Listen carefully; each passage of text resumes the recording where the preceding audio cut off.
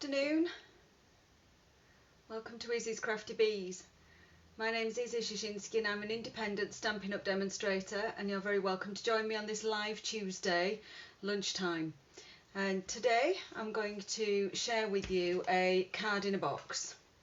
It's this really cute fun fold, and it actually does fold flat. Just make sure I get that the right way around. Yes, that actually does fold flat, and it fits into an envelope for posting, and when you open it out pop these lovely butterflies. So I'm going to be showing you how to make this.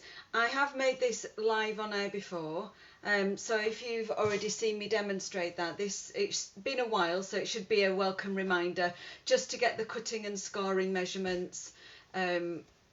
Just a reminder of the cutting and scoring measurements, and I'm sure you're going to enjoy having that reminder today. Oh, hi Sylvia. So today I'll just start with a few positive vibes, and things that have made me happy this week have included being in the garden for quite a while on Saturday, and I actually bossed some trees. I'm just trying to think of the right word. I needed to clear a very overgrown area in the bottom of the garden, and thought that I would start with the secateurs, and maybe Andrew could help me when he got home, and I ended up just chopping trees down with a saw. So yeah, I was like, yeah, a jungle crazy thing. But anyway, I've cleared the corner, so that's all good. That made me really happy that I did it on my own. Yesterday, the 8th of March, was the first day with the lifting of the restrictions that we were allowed to meet a friend. As it said in the government guidelines, to be able to sit on a bench and have a coffee. Well, anyway, I met a friend for a walk, and that was just lovely. So it was fabulous to have a real conversation with a real person, socially distanced, and walk around some gorgeous countryside. So thank you, Helen, that was really lovely yesterday. And Mum sent me a package in the post unexpectedly, so that made me happy. And I've just come across a really lovely quote that I absolutely adore, so I'm going to try and read it verbatim. These things always sometimes get a little bit translated, but I really liked this. Keep your face always towards the sunshine and the shadows will fall behind you. I really loved that. I thought that's just great, because I think we're all just feeling the pressures of the shadows at the moment, and you know, when will this end, and we've now got the roadmap, but it still seems like it's a long way off. So just keep your face turned towards the sunshine and the shadows will fall behind you. And if all else fails, let's do some crafting. So let's crack on, and I'll spin my camera around. Let's have a look. And bear with while we do the wiggly bit, and I'll just point you down onto my craft desk, and let's see if we are somewhere near. Yes, we are somewhere near level. So as always, I'm just going to pop my glasses on. I'll start with the usual message of find me across all of these social media platforms by searching for @Izzy'sCraftyBees. And you can also find my videos uploaded to my YouTube channel. There is a link on my Facebook page. So as you are already on my Facebook page watching me live, find the link to my YouTube channel. Also, just a reminder that as you're watching me live, if you do enjoy watching me live and you want to get a reminder of when I go live, if you just subscribe to my YouTube, or if you follow my page, follow this page, make sure you give me a follow and a like on my page, then you will always get a reminder. And you can always ignore the reminder. I never know who ignores the reminder, so I don't ever take it personally. And of course you can shop. Most importantly, you can shop with me at izzyscraftybees.stampinup.net, where you will find in the drop down menu my shop and a link to join my team. If you're shopping in March and you don't live nearby, then if you, when prompted, enter this code, and I quite liked the way I gave you a shout out last week, so I'm going to do it the same, SBSQMD7P, so stamping bees, stamp quickly, make delightful, often 7 projects. Yay, 7 days a week. I like that. That just really resonated with me. So that's the important bits of how you can keep in touch with me out of the way. Let's have a look at this card in a bit more detail. So it is a card and it does stand up beautifully. And now you can see, because my camera's pointing down, you can see that there's some structure inside. It's made from 1 sheet of A4 plus some bits of coloured designer series paper, and you can decorate the base card exactly how you like, and it does fold flat. I'm going to give you some tips for getting it to fold nice and flat, and the envelope size that it fits in, I actually have a couple here. So the envelope size that it fits in are the square ones, and I'll give you the measurements with my ruler. Let me have a look. So it will be 15 centimetre square or 16 centimetre square, as this one is a little bit big, or in inches you want a 6-inch square envelope, and we don't sell those in Stampin' Up, so if you visit any other crafting online store, that's what you're looking for in terms of envelopes to fit this card in. Okay, so let's get cracking and let's make this card, and I'm going to give you instructions along the way, and of course, just to shout out what I'm using the Butterfly Brilliance bundle, so the Butterfly Brilliance stamp set and matching dies. I'm actually not using the stamp set today, but I just wanted to make sure that you're aware that it's available as a bundle and saving 10%. So let me run through the prices for you. So the stamp set on its own is £16. And that item number is 155092, and the dies, and you get a lot of dies in this set, I will show you in more detail when we start making. The dies are £41 and the item code is 155523, and they're available on early release. They will be available for the rest of the year as well when the annual catalogue comes out. I'm also going to be using the designer series paper, the pretty designer series paper called Butterfly Bijou, and the item number for that is 156823, and that's £10.75 for 48 sheets of 6-inch by 6-inch. That's only available until the 3rd of May or until stocks last. So this is a special pre-release. Now I'm going to change the colour of this card. I'm going to go for a second colourway. Let me just move some of these cables out of the way. So I've actually decided to use cinnamon cider for my base card. This one uses Calypso Coral. I've used Calypso Coral here because it's a coordinating colour in the designer series paper. Now cinnamon cider is not listed, but it's a colour that I really like, and I like it to go with these kind of teal shades of green, and I thought it also blended quite nicely with this piece of designer series paper. So a fantastic benefit to Stampin' Up colours is they do all tone, and if you're pretty adept at putting colours together, you'll always find something to tone. So although the colour is not, the cinnamon cider colour is not listed on the back of the pack of the designer series paper, I felt that it toned really well. So let me just pop those to one side and we will get cracking with making the base. So I'm going to go through making the base box card fairly slowly. I'm not sure if anyone's making along with me just now or making along on catch up, but if I go through this fairly slowly, then you should be able to make along without pausing the video when you're watching on catch up too much. So you're going to take a piece of A4 cardstock that you're using for the base, and you're going to pop it into your trimmer or into your scoring tool. If you're using a score, you can use a scoreboard for this part of the work. We're going to do some scoring first. So landscape, we're going to score at 7 centimetres. I'm going to have to extend my, just remembered I need to extend my long measuring arm on my trimmer. We're going to score at 7. We're going to move it along and we're going to score at 14 centimetres. And we're going to score at 21 centimetres. And we're going to score at 28 centimetres. So basically we're making a box but without a lid or a bottom.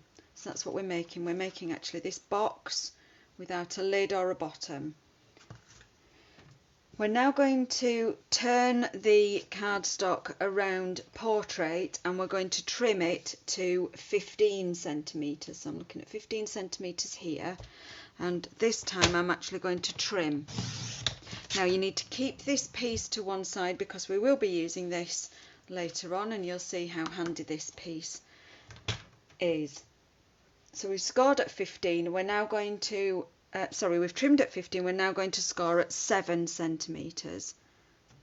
So I'm just going to move my cutting blade out of the way. I'm going to score at 7 centimetres. Now, just a point to note, as this is get my teeth in. This is 15 centimetres and we've scored at 7. We'll now have one side slightly larger than the other. So this one will be 7 and this one will measure 8.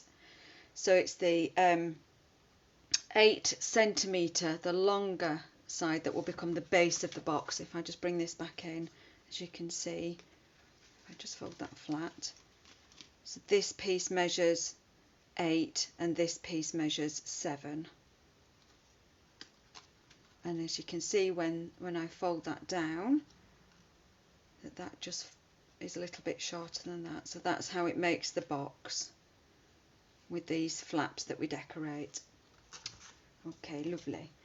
I'm going to do some more cutting before we start to construct the box. So I'm going to take my pieces of designer series paper and I'm going to trim them. And I'm going to actually see if I can bring it in, because I've written this all down. So if I can bring this in now, and I can close the arm of my trimmer, should be able to bring that in there. So if you've got a pencil and paper, or you can do a screenshot of this, because that gives you all the measurements. So I'm now going to trim my pieces of designer series paper, and I need 4 pieces that are 6.5 centimetres by 6.5, and these pieces will decorate the 3 flaps and the piece at the back of the card. So as you can see, the piece behind the butterflies and these 3 drop down flaps are all the same. So I want 4 pieces at 6.5 by 6.5 centimetres. So I've chosen this pattern for my 6.5 by 6.5.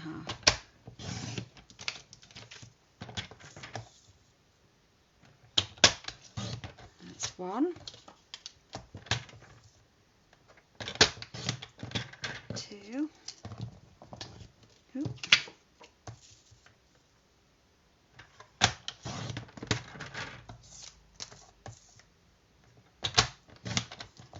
3,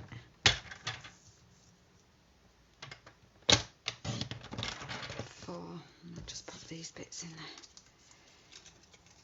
in the bin.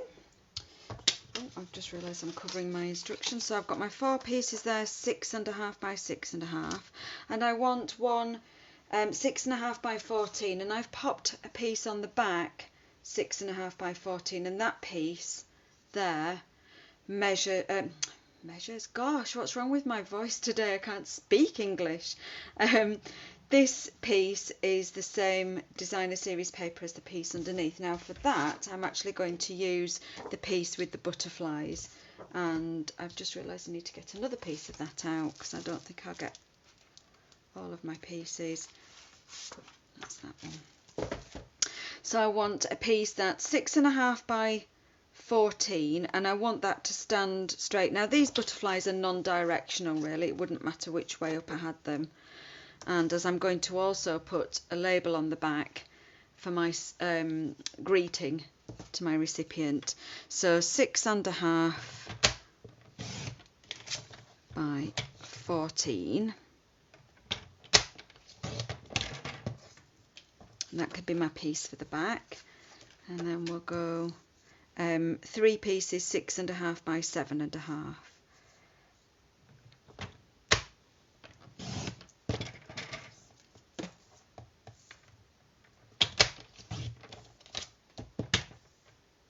And of course, if you're being frugal with your designer series paper, as I've only managed to get 2 that size and this long one out of one piece of 6" by 6" designer series paper. You may choose not to have this long piece on the back, and you may choose to just put one long piece of white on the back. As I've got plenty of this designer series paper, I'm going to go crazy. So 6.5 by 7.5. So I've got my 3 pieces 6.5 by 7.5, and one piece 6.5 by 14 for the back, and these 3 6.5, these 4 sorry, 6.5 by 6.5 for the drop down flaps and the piece at the back. So I've now got all of my pieces trimmed down. I will need some extra pieces for my sentiment and the piece at the back, but we'll come to those as we get there. I'm just going to try and leave that there so I can just put my trimmer to one side now, and I am actually going to take a seat.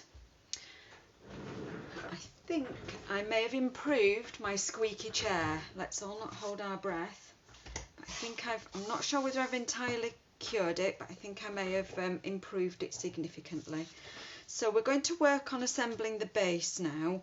So I'm actually going to keep my card base in the orientation that it's going to be stuck together, so with that long, slightly longer piece at the bottom, just so it reminds me. And the first thing I'm going to do is grab my bone folder, and I'm just going to burnish some of those creases. But I'm going to take care. I'm going to burnish all of the creases on the portrait. So let me just burnish this one.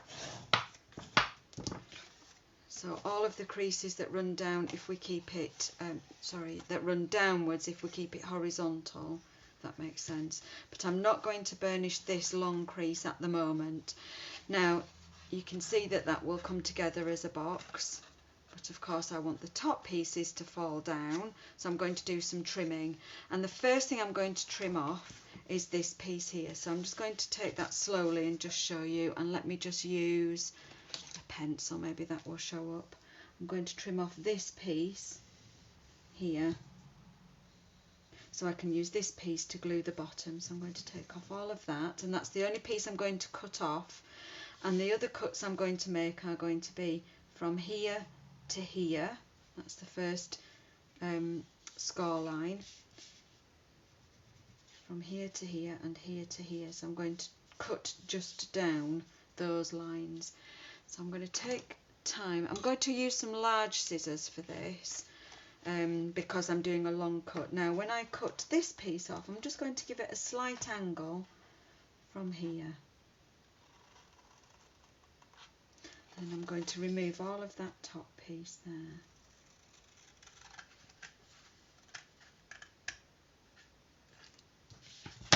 So that this piece can be glued to form the box. You can start to see how it's going to come together. It's pretty simple. It's not as difficult as making an actual box because we've got no base to glue in and no top to glue in. So I'm now going to cut down these score lines to that horizontal, long horizontal score line. And again, I'm going to use my big scissors so I can do one long or a couple of long continuous cuts right down the centre of that score line. How is everyone today? What have you all been doing? If you've managed to get out in the sun, the sun's beautiful today. I've got a line of washing. Oh, something that's just dawned on me that I had on my notebook and I didn't say right up front is I am expecting a courier. And of course, I'm live at 12 and the courier is due between 11:20 and 1:20. So shall we have a sweepstake? I reckon he's going to call while I'm live on air. So I apologise if I have to run to the door and while he scarpers off and leaves a box on the doorstep. So okay, what we're going to do now is just take a moment of care. We will be adhering this small piece to the larger piece to make a box, but I want you to just take note that this piece at the back stays rigid. So even though we've done a score line right across, So there was a score line right across there. We're not actually going to burnish that score line, so that this tall piece at the back can stay rigid. And I just want to take note as to where my joining seam is going to be. So I want to actually join my box, but I want to have the seam towards the back. So I think if I call this the back, and then these three can be my side. So I'm going to just fold down these three and leave this one up. Now I can actually burnish those folds flat. Yes, I'm quite excited because I've ordered a couple of chests of drawers for my craft room so I can get even more tidy than I already am, she said. Because I'm actually reasonably tidy, but I still have a lot of stuff and it's everywhere. Now, before we actually go ahead and stick this box together, I'm actually going to stick my designer series paper to the places that it needs to be. If you find it easier to stick the box together because you can visualize it better that way, then I'll leave that up to you. But as I've just held that together like this, and I can visualize it, I'm going to open it up so that the outside that's going to be decorated is towards me.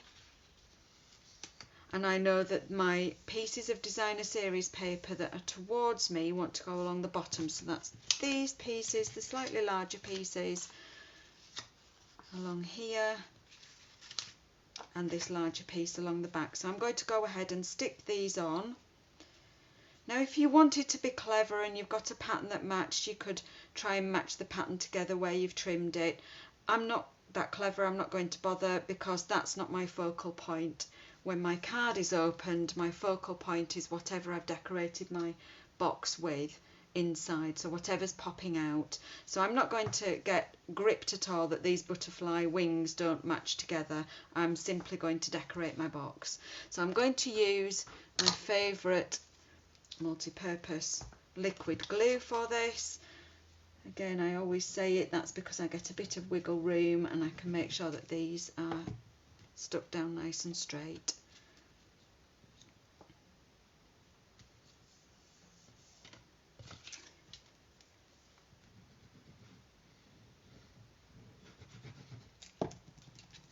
Yes, so I'm expecting a delivery of a couple of sets of chests of drawers for my craft room and a new small desk for my workspace when I'm working at home, because I've been using a very old desk that's not actually that comfortable, and I've been using it for a year, and despite having a roadmap back to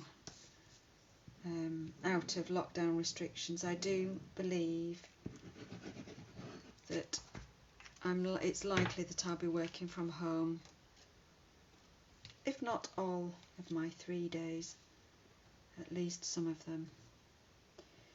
And anyway, if I'm not, I can bring the desk in here.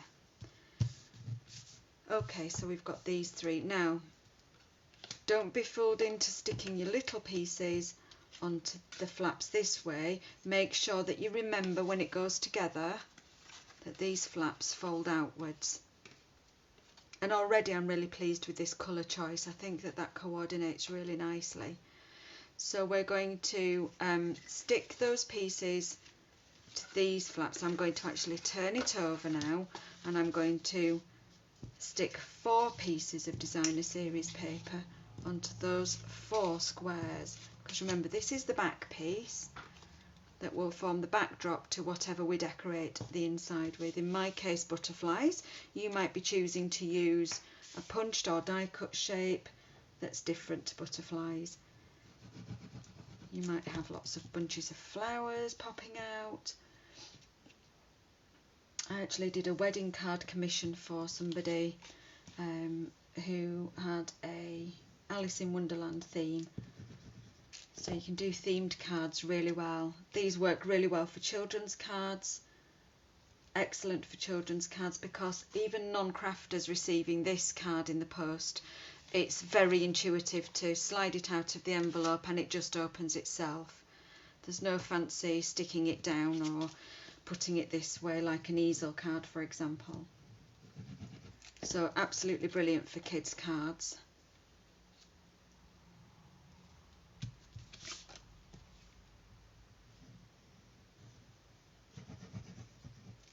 And as always, I run a bead of Tombow just around the edge, and then a little squiggle in the middle, and that's quite sufficient.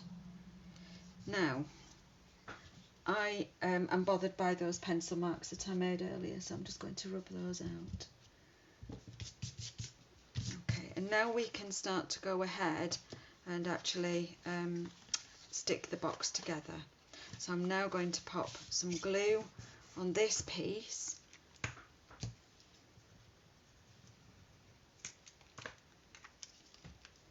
and for this I'm going to just bring the card over like so and pop that down and give that some pressure. And now you know that that card is laying flat, so I'm taking note. If I fold it that way, it actually lays flat, but sometimes you'll find that it will lay better one way than the other. For this one, it's behaving beautifully. I can just see a little bit of wet glue there, so I'm just going to rescue that, because what we don't want is when it's flat and as Tombow dries tacky, we don't want it to stick to itself. So a little tip there, if you do get lots of glue, or a little bit of a squidge of glue just running out of a seam or something, and you don't have maybe a glue rubber, I could wait for that to dry and then rub it off. But you do have an embossing buddy, and if you don't have an embossing buddy, you could find an old pop sock and pop some talcum powder into the toe and then tie a knot round it, or some corn flour. And so if you dab the area that's a bit gluey with a bit of talcum powder or your embossing buddy, that will just sit on the glue and it will stop it from being tacky and stop it from sticking to itself. Quite important when you're going to fold it flat, you don't want it to arrive stuck together. So that's the box base. Now the other thing that we need to do to the box base is form these supports onto which your decoration is going to be attached to make it have this lovely pop-up effect. And that's really easy, but before I do that, I'm just going to stand up and quickly glance at the screen. I think we're alone, Sylvia, at the moment live, but I'm sure people will be joining later on catch-ups, and that's fine. I'm just going to keep going. So this piece that we had trimmed off earlier, if you recall, if I can try and get, let me see if the camera will focus and hold that.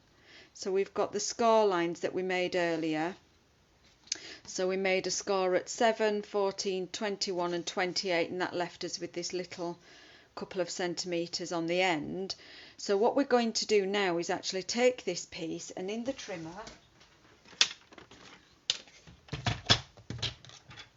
so if we pop that in the trimmer and we have the little couple of centimetres to this end in our left hand, slide it into the trimmer and trim at 10 centimetres.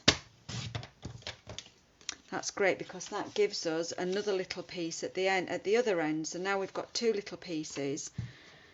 And what I'm going to do now is pop it back in the trimmer portrait, and I'm going to trim at 2 centimetres. Move it along and trim again at 2 centimetres.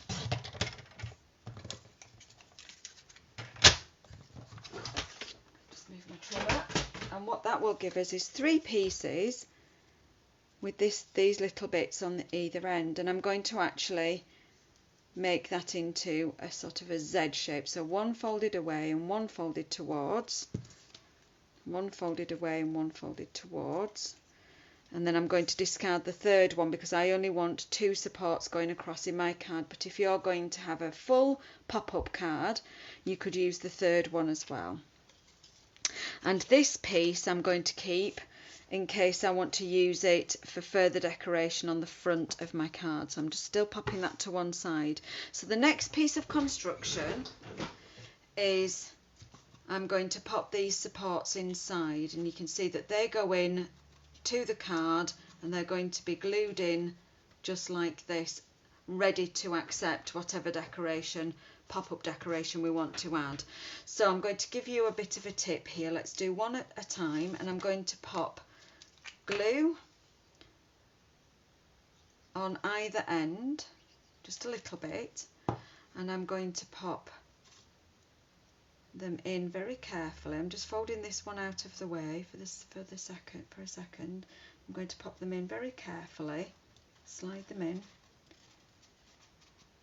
and then what I'm going to do is I'm actually going to fold, oh, dropped it out because I didn't press on. Let me just put some pressure on one end. Let's pop one across.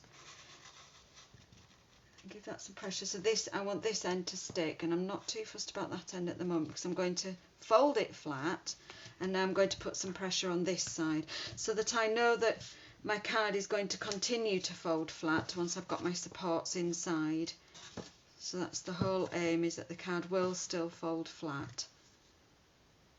The danger is if you, let me just do this one and I'll tell you, if you put this piece in and put pressure here and pressure here, it may just have too much resistance when you're trying to fold it flat. So again, this side's stuck, this side isn't stuck, it's just kind of almost in position, and you can see how that's not quite straight. So I'm going to bully that down and put some pressure on this side.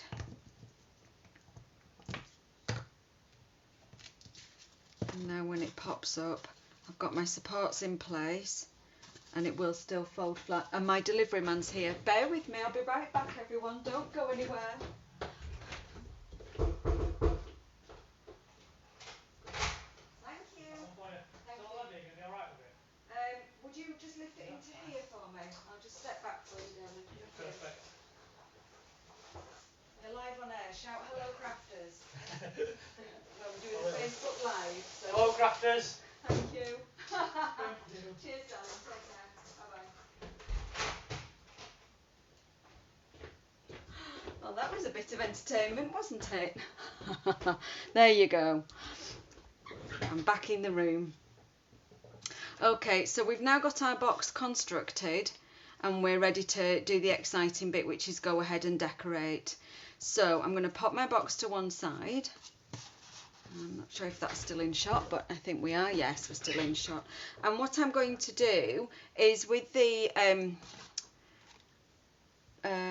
dies, I'm going to actually cut these lovely fancy dies, and I'm going to butterflies, and I'm also going to cut the plain butterflies. So 2 die cuts. So with a piece of black card in my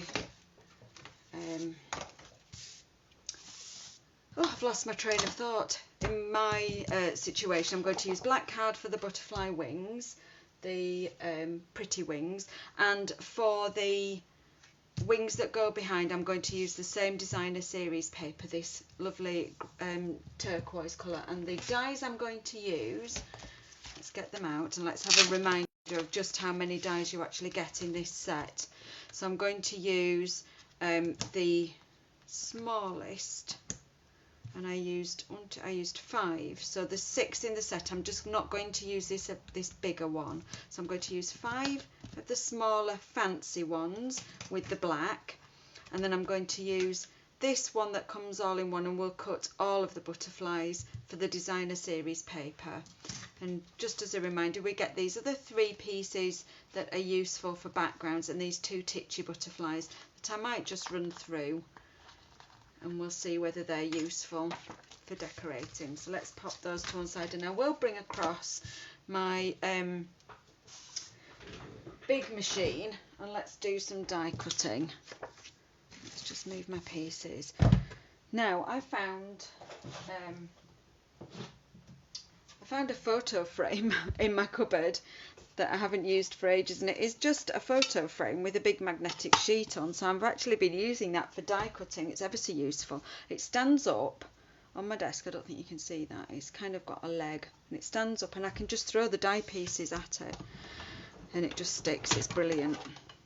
I don't know why I even told you that. You really didn't even probably need to know that, but hey, sharing is caring, as always. So I'm going to pop all my little fancy, let me move that and then you can see what I'm doing. Popping all my fancy pieces onto my piece of black, and I'm trying to be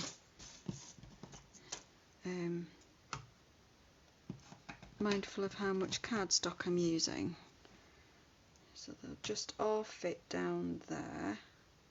Pop them all on with my top piece. Let me just see if I've got that right on the plate. Lovely, lined up. Let's get you all lined up and let's run you through.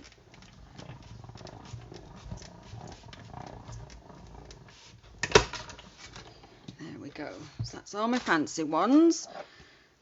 Just try and slide that off onto my workplace. Oop. There we go. Now this makes little die cut bits of black everywhere. So vacuum cleaner on standby. And then I'm going to run this piece through with the large single die. And I might just chuck these little ones on, just because it would be rude not to. Let me bring that back towards myself.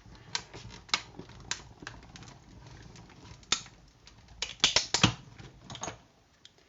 just having a quick glance at the screen. Oh, Mum, were you late? It's all right, I forgive you.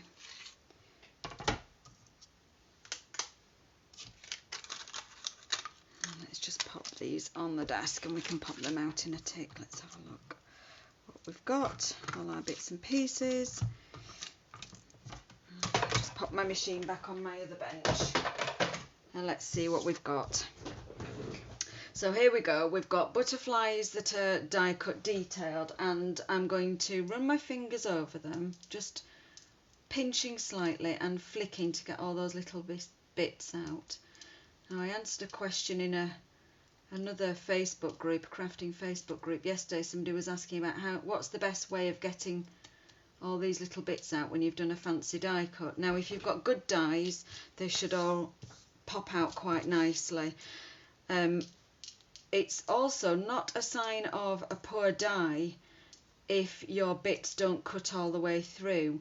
What you have to remember when you're using a die cutting machine like the Stampin Up cut and emboss machine, or maybe the other machine that I used to use like the Big Shot or the Grand Caliber or what the other ones, Cricut machine, all the other manual die cutting machines, the rollers inside will be calibrated to a certain pressure, and over time and with use those rollers lose pressure.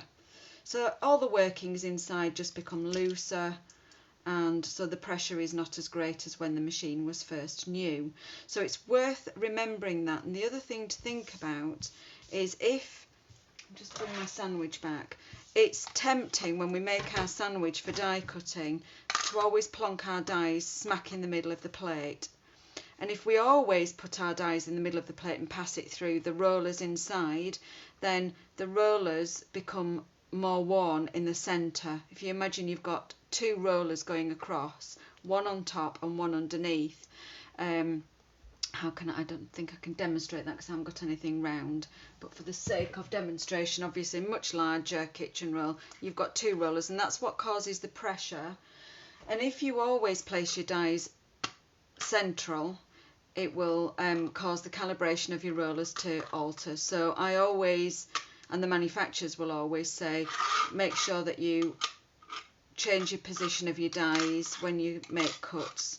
It's a good habit to get into. If you're already working with a machine with worn rollers or a loose calibration, what you can do is start to put your dies down the sides of the machine rather than in the middle, and you might find that you get increased pressure that way. So that's just a little tip for you. So let's have a look and take stock of what we've got. We've got all these little bits here. We've got another couple of fancy die cut butterflies just to finish off. And again, all I'm doing is I'm just rubbing it between my finger and thumb, giving it a flick, and all those bits are popping out. You can also use a dye brush and sponge, and sometimes these bits just want to hang on. So what do I mean by a dye brush? So whilst the piece is still in the dye, you can use a sponge mat and a dye brush. Now this dye brush should fit the other end of my take your pick tool, but as it's on a thread and to save time, you just run that over, and these little holes will help expel the bits. You can see that that's quite a lot of the bits have come out onto my sponge mat. So I'll just, but you must, it's important to do that whilst it's still in the dye. If you start to roll on top of your cardstock piece, there is a danger that you can rip and tear it, so it's better to be gentle with your fingers. So let's get all these pieces. They've all cut perfectly well, but they're all hanging on in there. So I give them a good old flick. I'm just rubbing them with my fingers and they usually pop out. So now I've got lots of bits everywhere. I found another really helpful tool to use is this monkey. Fabulous for cleaning up your craft space. It's just great. So there you are, your common little lint roller. Absolutely marvellous for picking up all those little extra bits that are everywhere. It won't pick up the bits that are actually printed in your wallpaper, Isabel. I think I need to go to Specsavers. So that's that job done. So now we've got some DSP patterned butterflies, and we should have 5 of those. I've just popped the large one to one side, and we've got matching fancy cut black butterflies to go over the top. So I'm going to go and stick those together and just finding which ones match up with which. There we are, let's pop them all together, and they all do match up, and there will be some extra bits that are falling out, and I'm going to stick those together, and I'm going to stick them very simply and very quickly, you'll be relieved to hear, by just popping some glue down the body of the butterfly. I'm not bothering with the wings, I'm simply going to stick the body of the butterfly, and I like this curved look that the dye, the fancy dye, gets with that background. I just think that that looks really pretty. Makes it look even more three-dimensional. So let's stick these together quite quickly. We don't need too much glue. And you can have fun if you're making one of these card in a box pop-up cards. You can have lots of fun decorating it how you want to decorate it. But these butterflies just work so well. It's lovely to give them that animation in a pop-up fashion. I think this might be the last demonstration that I do using this suite of products, but I will be showing photographs of other projects that I make using it. I'm absolutely loving using it, but I do want to, I am mindful that I want to give you some variety of what you see me demonstrate with. So next week I have a class in the post going out, and I will have videos of the projects for the sweet ice cream stamp set and dies, stamp set and punch rather. So now we can come and decorate and pop our butterflies into the box. So for this one I had this, let me lay this down or maybe stand it up. For this one I had this butterfly at the back simply stuck to the back piece. So I'm going to copy exactly. I'm going to use some dimensionals. I'm just going to use some of my scrap pieces of dimensionals here. So I'm going to stick a piece of dimensional just to that wing, back of the wing to the left.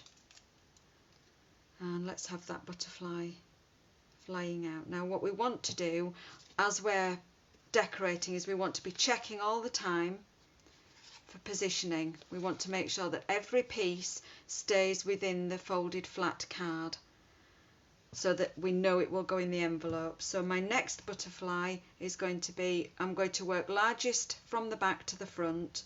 So my next butterfly is going to be about here, and I need a piece of card to stand that butterfly up on.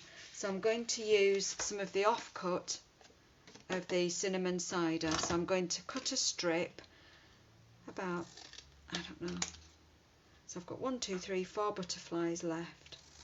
2, 3, 4. Now I found you can use acetate sheet cut into strips if you want a see-through effect, or if you use the same tone as the card, it would just disappear. It's, you know, your focal point is the butterflies and not the strips that they're standing on. So I'm going to go ahead and stick that strip to the back of my butterfly, and again I'm going to use Tombow, so I'm just going to put a little bit of wet glue on the top, stick that to the back of my butterfly, and then I'm going to position my butterfly, and I'm going to just check that if my butterfly is there, will it close flat. So yep, so I know just roughly how high he can go, and do I want that butterfly straight or do I want it on a slight angle, so I know that I can put my glue there and just stick that down. Now, to be honest, for speed I can look at I can use a reference to my original, and I know that the box is going to close, but I would say to you, when you're making your card, your box card, is do that double check, and if you use wet glue you've got a bit of wiggle room, you can stick it on, check, close the box, check the position, and if it's not right you can actually alter that position a little bit. So take your time when you're positioning them, and I'm going to stick that butterfly actually on a slight angle on that piece of card, and again if I don't stick it higher than this one, and if I stick it right to the edge of this, that should be fine. So I'm going to use this support for this one and stick that on and just double check that that closes. Perfect. I'm going to go for this next one. Let's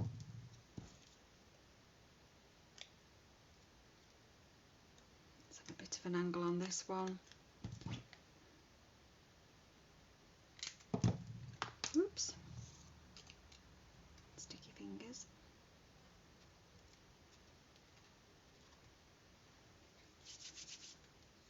Very sticky fingers. And my last one, and of course I will check, just check that that folds in, it's not sticking out to the side. And for my last one I'm going to pop this little one right in the middle there.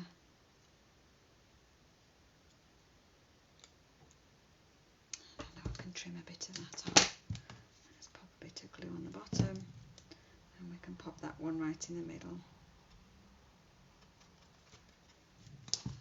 There we are, we've got our butterflies popping out, and I think that's really pretty, the butterflies in particular, because they're quite animated. You get a little bit of movement with them. Now I'm going to finish off this box by popping a sentiment on the front. Now you can see with my original one I actually did some stamping and stamped these side flaps. I'm not going to do that on this one.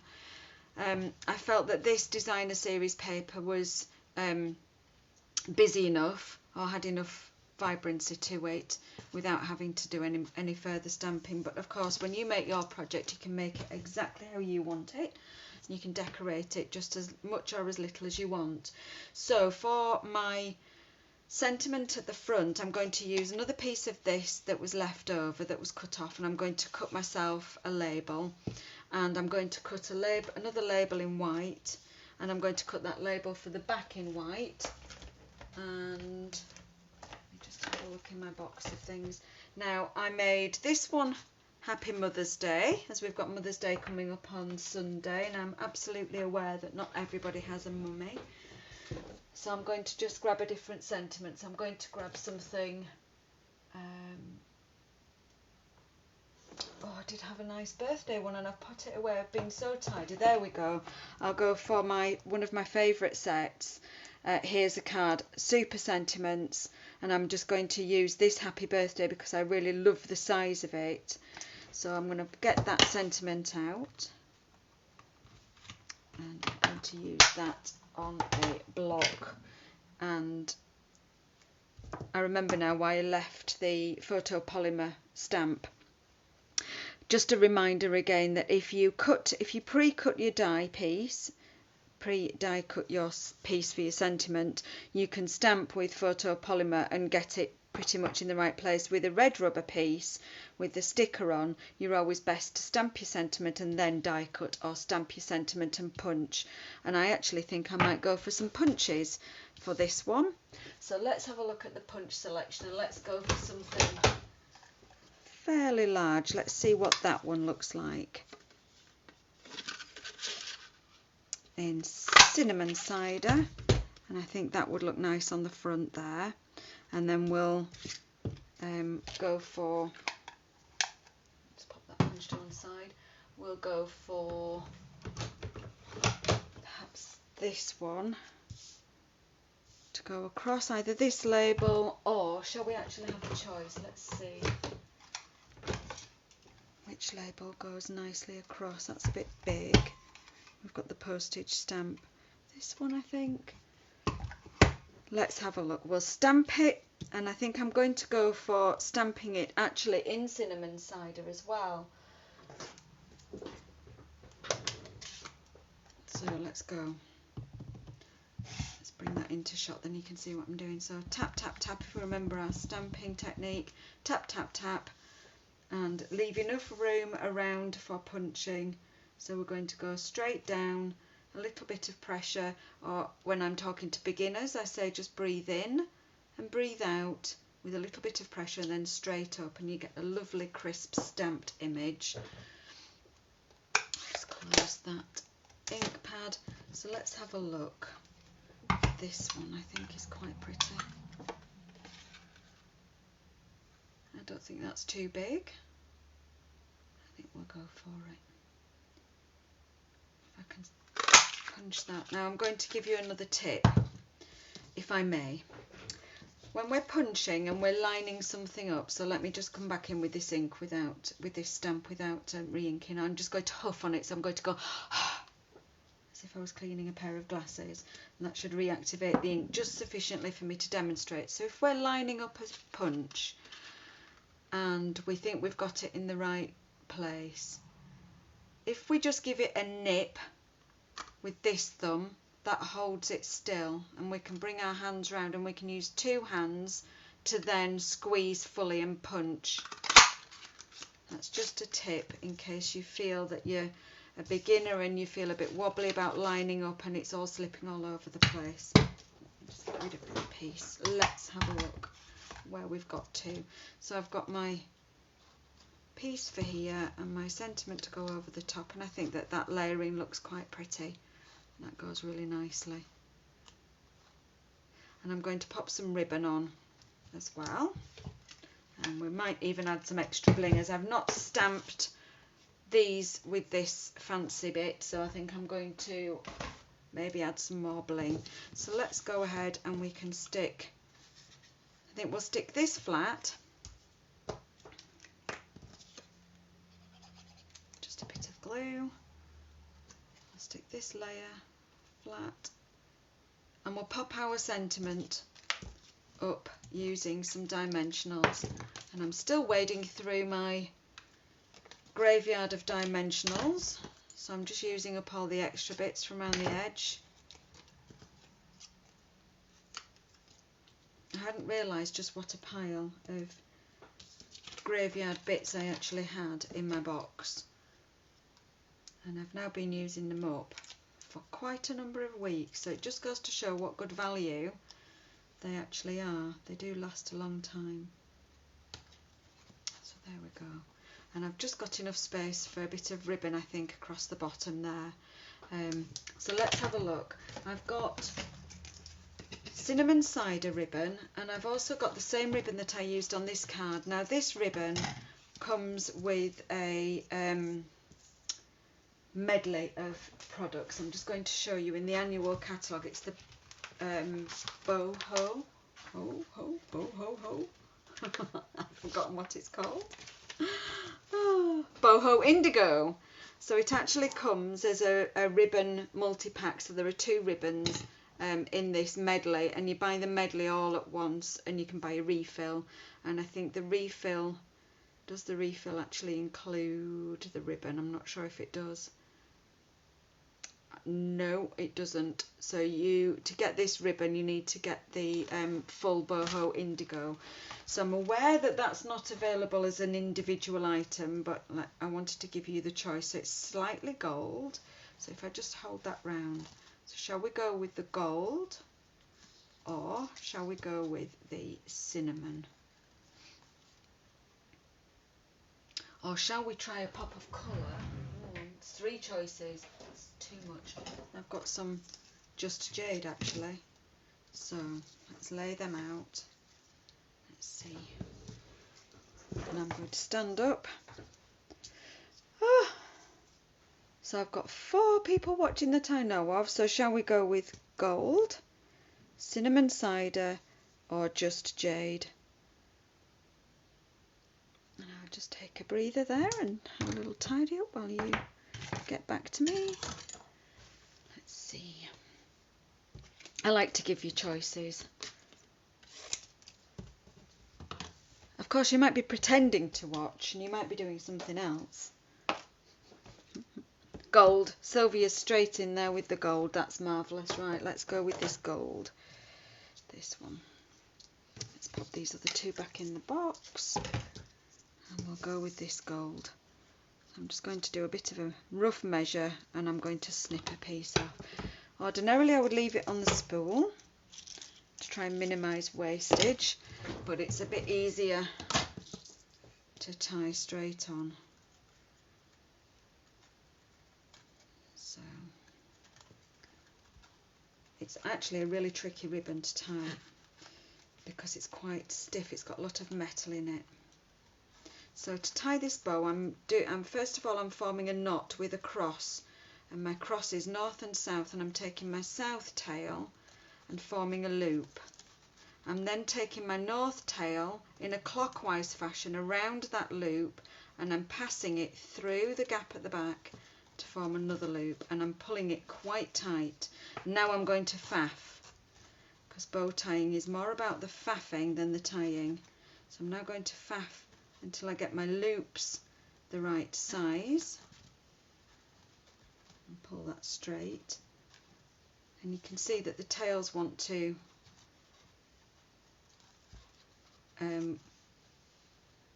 lie a little bit more neatly if you do that bow with a cross. And actually I think this bow's gone a bit better than my first card. So I'm just going to trim those ends with my ribbon scissors on a pretty angle. There we go. And not too much waste. Quite happy with that. So here we go. This is my second card. I'm aware I've not put my piece of white on the back, so I could grab some white and do another die cut and pop that on the back. Now, do you remember these 2 little butterflies that we cut, these 2 extra die cuts? Now, what I did think about was potentially popping them on the front here. I'm not sure if that's a butterfly too far, but I certainly fancy adding a bit of extra bling. So I'm just going to grab my favourite sequins at the moment. Well, they have been all year actually. Artistry Blooms sequins, or I've got some of those champagne rhinestones. They might tone quite well.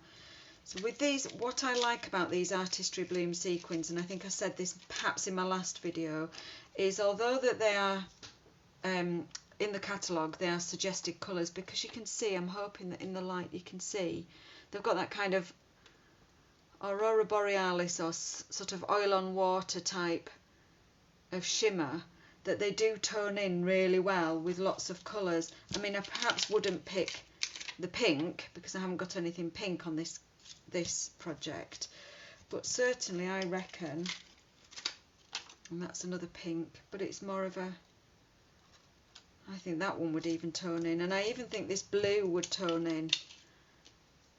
See how that would even tone in, even though this is mostly teal or on the sort of green side of the spectrum. I just think they're like magic. They just seem to tone with whatever colour you're using. Now, having said all of that, I think I'm going to go with champagne rhinestones. Oh, but there you go. They're Artistry Blooms sequins, should you fancy some. And these are my champagne rhinestones, which I'm just going to use the tip of my snips to pick up and lay down. So I'm going to pop 2 or 3 on the front. So even though I've got gold ribbon and champagne rhinestones, they still tone in beautifully. I like to do 3. Now you could go bling mad, you could pop some bling on your butterflies.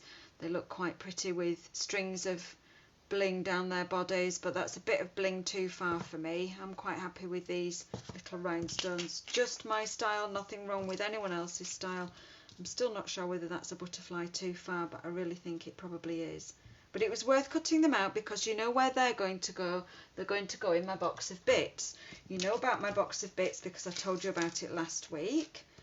And those bits will get used on other projects. So let me just pop those bits of bling away. And let's call this card done. I'm going to double check it does all fold flat. Well, as flat as the bow will allow me. So we've got some dimension there. And that will probably be a large letter anyway for the size of the envelope. Now, of course, I always say let's not have naked envelopes, don't I? So how can we bling this envelope up? Let's have a look. Maybe those little butterflies that I've just popped in my bits box. Oh no, I was going to say I could put those on, but they've fallen to the bottom. So perhaps what I will do is take, what did I have left over? I had this big butterfly left over. What I might do is actually pop that big butterfly on the flap at the back, and that would be nice and flat for posting. So there you go. Oh, thank you, Sylvia, for saying that. It is nice to revisit an old friend. I think a box card, these card in a box, they're just super. I always think of this as an old friend. If I have a fancy fold that I want to do for a special birthday or a special occasion, and I really can't decide on the fold itself, I always think of the recipient and I think, do you know what, you can't get better than a card in a box. It's so dramatic, and even a non-crafter, let's just pop that in the envelope, you know, pop it in the envelope in the direction it's going to be opened, get that in the post to the recipient. Recipient opens it, they're a non-crafter, and they pull it out and they go, what's this all about? And it just sets itself up. It's fantastic. It's just a really good, I always think, yeah, it's like an old friend. So nice to make, and I always feel really accomplished when I've finished one as well. They never cease to amaze me. And don't they look fabulous with those butterflies popping out? A whole kaleidoscope of butterflies, as Alison found out for me last week. The collective noun, one of the collective nouns for butterflies, a kaleidoscope. Fantastic. So, thank you for sticking with me with those. And I'm going to whiz the camera back round and just say goodbye. Bear with a bit of wiggling. Let's have a look. And here I am, with my hair all over the place and my glasses on. But thank you for thank you for joining me again, Lunchtime Live. And if you're joining me on catch up either on Facebook or YouTube, thanks again. And don't forget to like my page on Facebook, and then you'll always be reminded of when I go live. Or if you're watching me on YouTube, please give me a subscription and give me a thumbs up and some comments below. I always like to read your comments and get feedback. And that's comments if you like and comments if you dislike. I'm happy to receive both. Any comments that you can, any feedback you can give me on areas for my improvement, because going live and virtual demonstrator was not my first choice. I always like to demonstrate in person, but over the last year I've grown to love it, and I've grown to love having you as an audience as well, so any feedback is always greatly received. So join me again next Tuesday, but keep your eye on my Facebook feed, my Instagram feed, for other projects that I make in between. And next Tuesday, let me give you a sneak peek. We have the sweet ice cream class in the post, and if you subscribe to that, you'll be making this fancy fold card, which I just love. It's just a lovely different way of using designer series paper. She said dropping it. So you've got this card that uses lots of designer series paper, and you've got a sweet shaker card, very simple shaker card. You can see all the lovely sequins inside, and a lovely box. These boxes are fantastic, and inside we have a set of mini cards, and I've done a set of 5 mini cards. Really sweet little mini cards.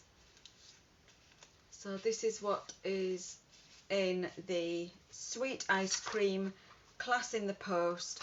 And if you didn't subscribe already, but you fancy making these projects after the class is posted online, then you can still order the kit from me. You just need to drop me a note and I'll place you an order for the kit and pop it in the post, and you can always make the projects using the catch-up video. So all is not lost if you didn't subscribe to my class in the post. Just let me know whether you want to join in. So that's all for now. Thank you again for joining me, and thanks. Oh, I've just seen Angela's joined as well, so that's lovely to see you, Angela. Hi. So yes, thanks for joining me again. Stay safe, stay happy, and as I said at the top of the show, if you didn't catch me then because you were late or you joined halfway through, I found a lovely quote, and I've lost it now, but it was, always turn your face to the sunshine and the shadows will fall behind. I loved that. I thought that was great. So yes, keep your face turned towards the sunshine, let the shadows fall behind, stay safe, stay happy, but keep crafting whatever you do. See you soon.